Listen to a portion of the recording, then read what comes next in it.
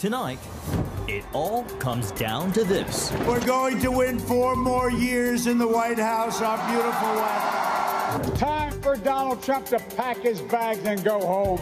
The final 24-hour push ahead of Election Day. And so I think this rush to vote by mail is unwise and not a good idea. A look at mail-in voting and why it could kick off a legal battle after the election. And growing concerns over violence across America once the votes have been counted.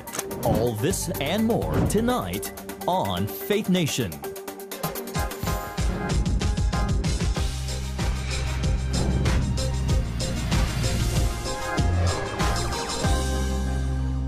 Election Eve. Hi, everyone. Thank you for joining us. I'm Jenna Browder. Good evening, and I'm John Jessup. Well, President Trump and his rival Joe Biden are scrambling to make their final cases to voters in critical battleground states. But will the last-minute campaigning make a difference? And while both sides hope to know the answer by the end of tomorrow, that likely won't be the case. The senior Washington correspondent Tara Mergener has been keeping an eye on both candidates and has tonight's top story. Tara? John and Jenna, while it's still unclear how mail-in voting will factor into the end of this election, on this last day of campaigning, President Trump and Joe Biden are fanning out and hoping they can sway enough voters for a decisive win. With the race to the White House nearing the finish line. Tomorrow we are going to win this state, and we are going to win 4 more years in our great White House. Both are barnstorming critical battleground states in the final hours. Fresh off 9 rallies over the weekend. We have a giant red wave that's formed. It's formed. The president is back out today with stops in North Carolina, Michigan, and Pennsylvania, where a new Monmouth University poll shows Biden's lead shrinking. That's down from Biden's 11-point lead in the same poll from last month. It's on, Pennsylvania. It's a popular stop today with Vice President Mike Pence also dropping in and the Biden camp fanning out across the Keystone State, with Kamala Harris in the east and Biden in the west. Tomorrow, we can put an end to a president that has failed to protect this nation. Which candidate made the better case may not be immediately clear. Pennsylvania is one of 33 states not counting absentee ballots until Election Day, meaning final results could take days.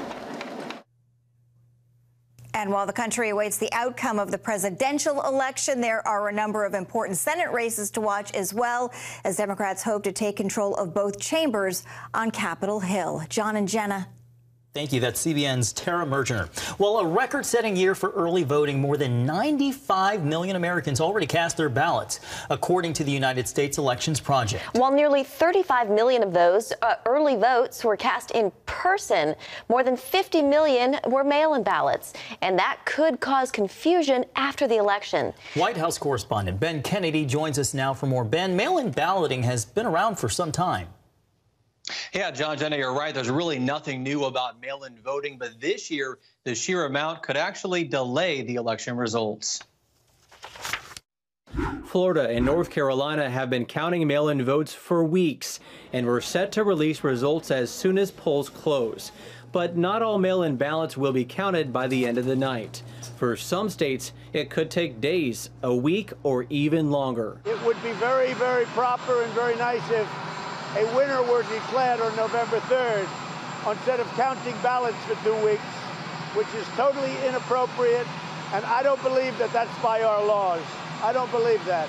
So we'll see what happens. In all 50 states, mail-in votes must be sent by Election Day. In 28 states, they must also arrive by the time polls close. In the other 22, ballots are counted if they arrive after the election, as long as they have a postmark of November 3rd or before. Massachusetts, Mississippi, and Maryland do not permit the processing of mailed ballots until after the polls close. That led to a call to vote in person. Line spacing, wearing masks, sanitation stations, inside and out. If they do that, you can vote safely in person. So I think this rush to vote by mail is unwise and not a good idea. Typically, mail-in votes take longer to count than ballots cast in person, so initial results that indicate either a red or blue wave could be premature. In 2018, Arizona Republican Martha McSally was leading by more than 14,000 votes election night, then lost to Democrat Kyrsten Sinema days later after hundreds of thousands of mail-in ballots were tallied. President Trump and Democrat Joe Biden could face a similar situation.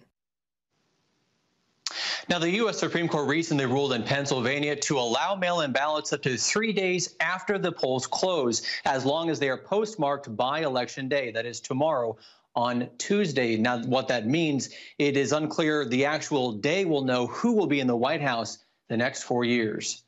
John, Jenna? Ben, so with all of this mail-in voting, when can we expect election results? Spoke to Hans von Spakovsky with the Heritage Foundation, who actually criticized these states like Pennsylvania for allowing more days for the ballots to arrive. Take a listen. Several states have made what I think are very unwise decisions to extend the deadline for the receipt of absentee ballots. North Carolina, for example, has extended it all the way to November 12th, which is a week and a half after the election. I don't think that's a good idea, and that in itself might also delay election results. And as you know, a candidate needs 270 electoral votes to win. And due to a July Supreme Court ruling, states can now require electors to cast their ballot with the popular vote, which means pretty much, John and Jenna, every ballot counts. Ben, when all of the numbers are finally tallied, there are a lot of people who are concerned that this could all really end up in the courts. You are right. And as Hans von Spakovsky was talking about, what happened in New York could be a bit of a preview of what we could see in the general election. I suspect the most likely kind of post-election litigation is over the rejection of absentee ballots. Again, going back to the New York primary, 1 in 5 ballots were rejected by election officials for not complying with state legal requirements, and litigation was then filed contesting the rejection of those absentee ballots. And I suspect that's the same kind of litigation we might see after the general election. Now, it is important to point out the final numbers for the election are really never in by midnight. In this election is nothing different. John, Jenna? Great point to make there. Thank you, Ben. Well, joining us now is Chief Political Analyst David Brody with all things elections related. David, in your opinion, what are you anticipating when it comes to the likely upcoming legal battle over the election? That Pennsylvania most likely will be decided in weeks, not days. That's my sense of it right now, and I guess we're going to wait and find out. But I thought Ben's interview was really telling, because if you think about it, this is the big legal ball game, if you will. This is what Donald Trump has been saying all along.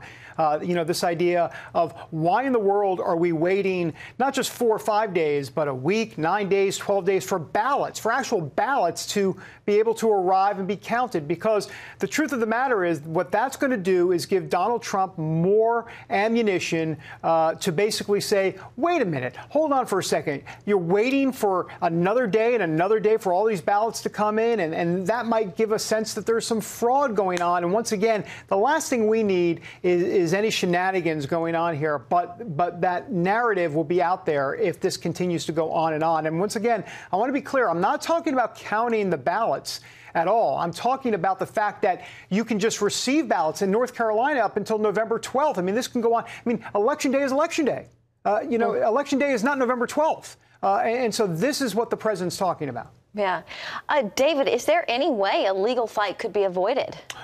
No, I don't think so at all. As a matter of fact, the Biden campaign and the Trump campaign have both said, you know, we've got our lawyers on the case. And, you know, it's funny because the media has all of this interest in the fact that Trump is saying, I'm going to have my lawyers look into all of this right after the election. Hold on. Let's go back for a moment. That's exactly what the Biden team said a few weeks ago. And by the way, even before that, months ago, remember Hillary Clinton saying, whatever you do, Joe, don't concede on election night. Fight this. So, look, the fight's going on. Litigating the election for sure. David, in these last few days, it feels like everywhere you turn, you see President Trump at another campaign stop. Is that final push making a difference? It does seem to be making a difference. There are obviously some anecdotal evidence about the crowds that we're seeing, tens of thousands of people showing up at these rallies. Remember, this is a COVID atmosphere, and all of these people are showing up, which, of course, there'll be a lot of criticism to that. But sure, I think not just anecdotally. I mean, we're seeing some numbers move. Florida has moved into the Trump column, so to speak, right now by about +2 or so. North Carolina is tightening. And nationally, the polls have come down just a little bit. But I want to run through a couple scenarios that will get Donald Trump and Joe Biden to 270. Let's start with Joe Biden for a quick second. And this is his path to 270 as I kind of take a look at the red and blue map here. And basically, the way this is going to work specifically for Joe Biden to get to 270, I want you to look up into the Rust Belt. And when I say the Rust Belt, we're talking about Michigan, Wisconsin, Pennsylvania. Look at those three states. In blue is Pennsylvania and Michigan. In other words, the way Joe Biden wins is to win all of Hillary Clinton's states. Those are the rest of the states in blue, plus 2 of the 3 Rust Belt states up there. If he can win Michigan and Pennsylvania, he's at 270. He's the next president of the United States. Let's go ahead and take now a look at the way Trump gets there. This is Donald Trump getting to 278. This is his easiest path. He has to win all of the states that he won in 2016. And so let me explain what I mean by that. That means all of the states that technically right now in the polls that he's trailing in, like Iowa and Arizona and North Carolina. Some have shown him down in Florida. He's got to win all of that. If he wins all of those states, and the only state he needs to win in the Rust Belt, back up to the Rust Belt, look at that red state. There it is, PA 20. If he wins Pennsylvania, that's all he needs. And he's got 278, and he's the next. He continues on to be president of the United States, which would probably have liberals reaching for the smelling salts as we speak. David, both campaigns running very different campaigns. In the next 24 hours, what is each campaign hoping to accomplish? Well, I think it's been very clear. Remember a couple of days ago, John and Jen, I said the one thing I'm going to be looking for is where does Joe Biden go? Well, now we know he's going to, for example, today he went to Ohio, Cleveland. Why? African-American vote. Key in the Cleveland area. He wants to win Ohio because we haven't talked much about Ohio, but if Joe Biden can win Ohio, that's a real problem for Donald Trump. That's something the Trump campaign, that state is something the Trump campaign is counting on. So he's gone there. We know he's going to Philadelphia later today. Kamala Harris has been in Philadelphia. We've talked about Philadelphia, not just the county of Philadelphia, but Montgomery County and Chester County and those counties surrounding the big Philadelphia area because he needs African-American votes. So I believe ultimately what this is going to come down to is can Donald Trump suppress the African vote, and get his numbers up. If he does, he'll be president again. We'll see. And don't forget, you can tune in to special live CBN News election coverage beginning tomorrow night at 7 p.m. John, David, and I will be here throughout the night. It could be a very long night. And you can find that on CBN News, the CBN News Channel, CBNNews.com, and our CBN News YouTube page. David, Brody, thank you very much. You bet. Thanks, David. Coming up, from the pews to the polls, the push to get Christians out to vote.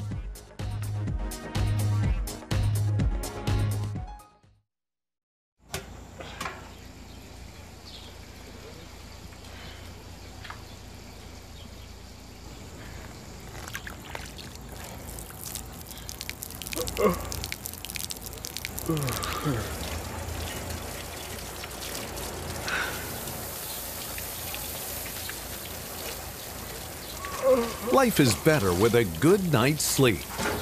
Get your free DVD or booklet of Protect Your Sleep as the world watches from the outside. It's a big diplomatic tug of war here in the Middle East. Go inside the story with Jerusalem Dateline. Israeli archaeologists are talking about a discovery that could change the thinking about the Temple Mount. Join CBN Jerusalem Bureau Chief Chris Mitchell and get the biblical perspective on the events shaping the world. What starts in Israel then ends up going to other places. Watch Jerusalem Dateline Friday night at 9:30 on the CBN News Channel. Life.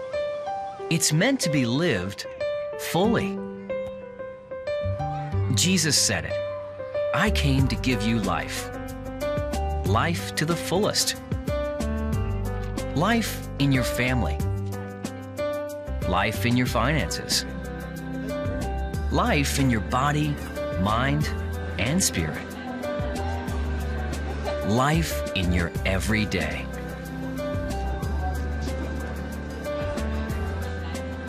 At CBN.com, we're taking what Jesus said seriously. We're here to help you discover life. Life. Live it fully. CBN.com.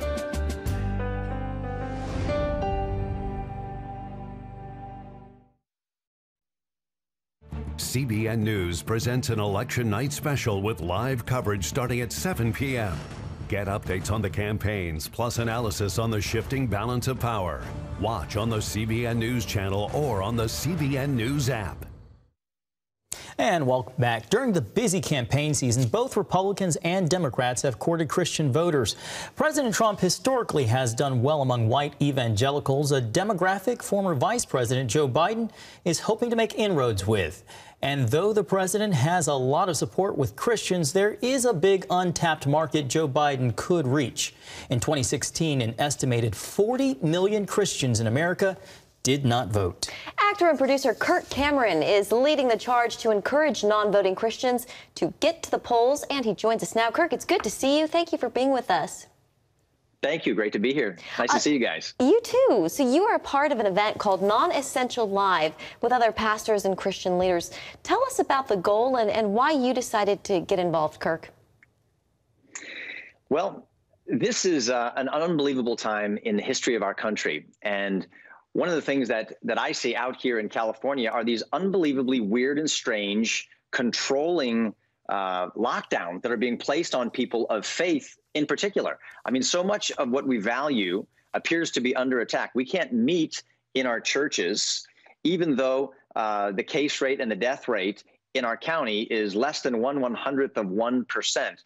It seems as though essential liberties like the ability to gather, the freedom of speech, and so many other things are being deemed non-essential, while other things are being called essential, like the ability to get together inside of a weed shop or a liquor store or a casino or an abortion clinic.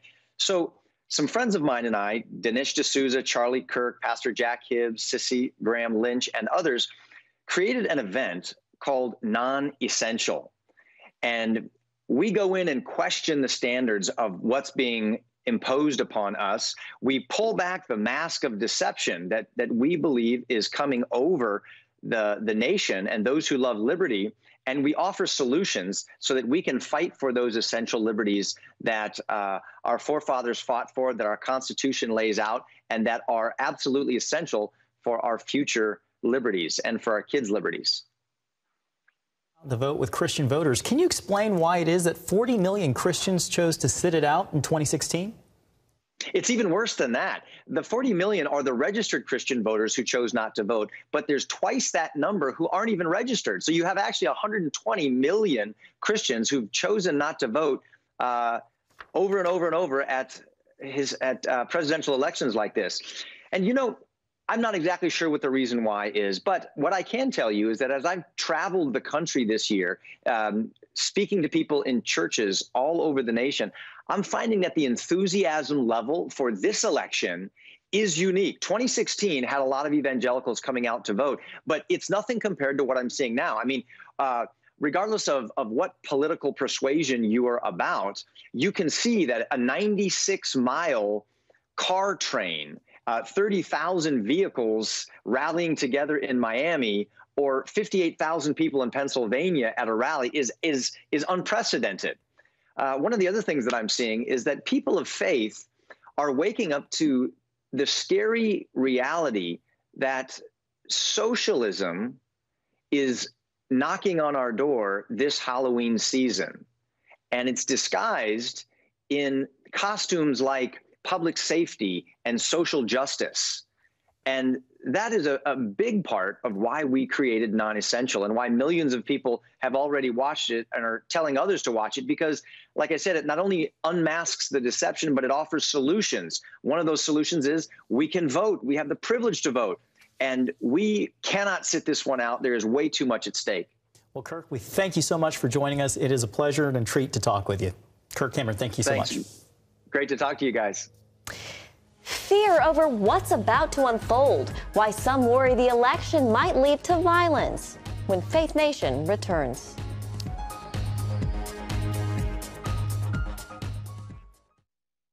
On October 1st, 1961, history was made when a tiny station began transmitting the first signals of the Christian Broadcasting Network. CBN, the Christian Broadcasting Network. And now, a new era has begun with the all-new CBN News Channel.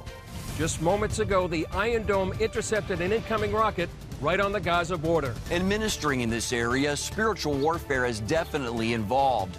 A 24/7 news network, bringing you the news you want from a source you can trust.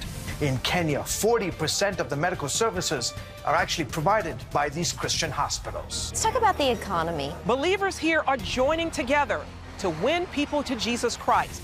All your favorite shows now in one place. Go to cbnnewschannel.com to find out how to get the CBN News Channel on your TV all day, every day. CBN News.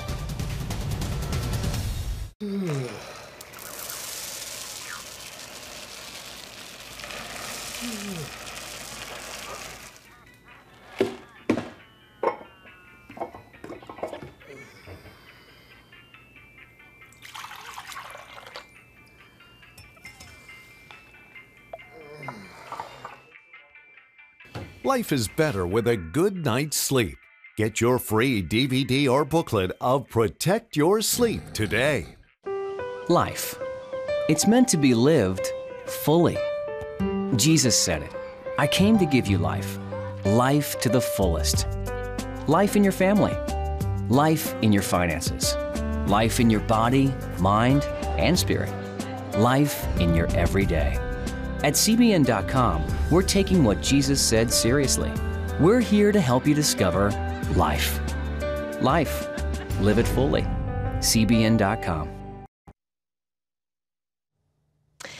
With a divided nation and a polarized election, the possibility of unrest following the election is very real. That's right, Jenna. But as CBN national security correspondent Eric Phillips reports, there are a few actions that could derail any violence. Eric. John, Jenna, we've seen increased threats, even reports of potential plots to spark unrest after the election. Some experts say increased rhetoric is a large part of the problem. Part of the solution? Increased prayer. I can't breathe. I can't breathe. It doesn't take much to recognize that there is extreme unrest in our country right now. COVID-19, racial unrest, government opposition. The nation is divided along so many fault lines, and inserted in the middle of it is a major contentious presidential election. Anyone who's responsible for that many deaths should not remain as President of the United States of America. Proud Boys, stand back and stand by. Authorities say even when there's no obvious activity, factions are simmering beneath the surface. Within the racially and ethnically motivated violent extremists, I would say the biggest chunk of those, I can't give you a percentage, but the biggest chunk of that are individuals who are motivated by some form of white supremacist ideology. The Armed Conflict Location and Event Data Project tracks conflicts all over the world, including white supremacist groups in the U.S. Their research follows 9 major ones, ranking them in violence potential from low to very high. You know, any person of faith or decency should be able to say there's no place for white supremacy in the United States, period. And when the President of the United States has trouble saying that, we have a problem. On the left, the group Shut Down D.C. has posted a plan entitled Stopping the Coup, the Disruption Guide for 2020. It details shutting down the country and forcing President Trump from power if the presidential election is too close to call. So how will this dangerous cocktail play out after Election Day? Already, crews in Washington have been boarding up buildings in anticipation of potential disruption. On Friday, a group of Trump supporters surrounded a Biden campaign bus in Texas, leading nervous Biden staffers to cancel an event. To that, the president tweeted, "I love Texas." Then on Sunday, a car caravan dubbed a Trump train rolled through Richmond, Virginia, clashing with opposing protesters at the Robert E. Lee Monument. Lawyer and political commentator Van Jones says quelling post-election violence could boil down to one simple concession speech on either side. That concession speech helps the tens of millions of people who voted for that person to accept the outcome. Pastor Rick McDaniel notes the potential lag time between Election Day and official results could foster unrest. We have to pray for God's will, even if it may be different than what our will is or what we want. Pastor Rick said we also need to pray for acceptance as well. Authorities in several states are gearing up for what could be post-election chaos, even having the National Guard on standby. The hope is that won't be needed. John, Jenna. All right, thank you, Eric. Well, still ahead, better late than never to perform an American honor. We'll explain next.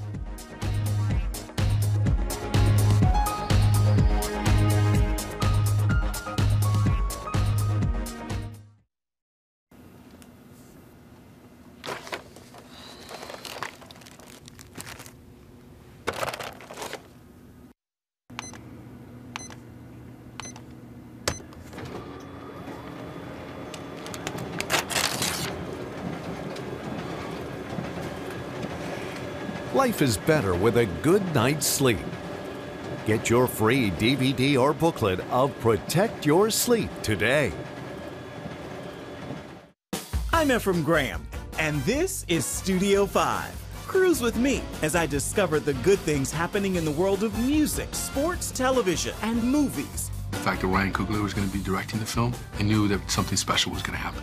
We'll chat with artists at the forefront of entertainment and explore the connection between popular culture and faith. I asked my pastor, I said, well, does that mean I'm supposed to be a preacher? He says, well, no, you already have a pulpit. Watch Studio 5 Wednesday night at 9:30. Remember for a moment what it was like to be a child. You believed every story you were told. You saw a world full of endless possibilities. What stories will the world's orphaned and at-risk children believe? We believe the Bible tells the only story truly worth believing.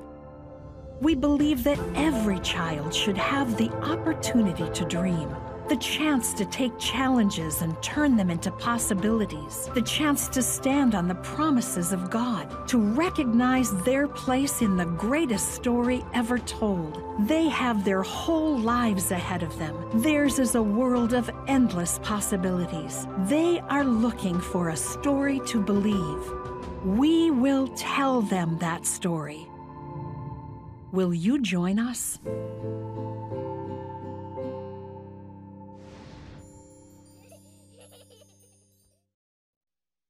CBN News presents an election night special with live coverage starting at 7 p.m. Get updates on the campaigns, plus analysis on the shifting balance of power. Watch on the CBN News Channel or on the CBN News app. And finally tonight, a North Carolina woman is living proof that you're never too old to try something new. For the very first time in her life, she has voted. In the past, the deck was stacked against Gertrude Stackhouse when it came to voting. From poll taxes to literacy tests, for many years, difficult barriers stood between her and the ability to vote. But now, for the first time, the 102-year-old grandma isn't letting anything stop her from casting her ballot, even a global pandemic. Good for her, and as she is excited, we're also excited for our team election coverage from here in Virginia Beach to Washington, D.C., all the way to Jerusalem. Yeah, we will see you tomorrow night for election coverage, and we hope you'll join us. Have a great night. Good night.